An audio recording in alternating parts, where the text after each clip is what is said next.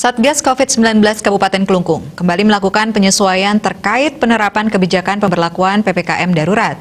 Ketua Satgas Nyoman Suwirte memastikan seluruh fasilitas umum akan ditutup mulai Sabtu 3 Juli sampai 20 Juli mendatang. Seluruh tempat yang ditutup akan segera dipasangi spanduk dan mendapat pengawasan ketat dari Satgas.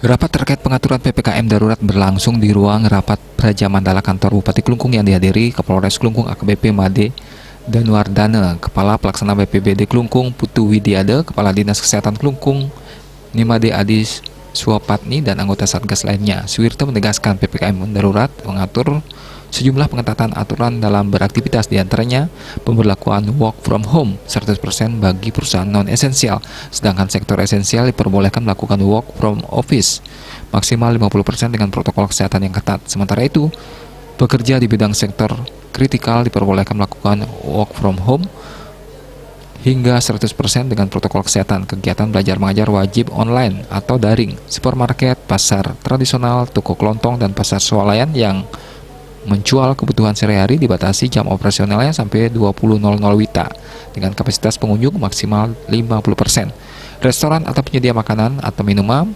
hanya diperbolehkan untuk dibawa pulang atau pesan antar. Sedangkan fasilitas umum atau areal publik seperti alun-alun dan monumen Ida Idewo Agung Jambe dipastikan ditutup sementara.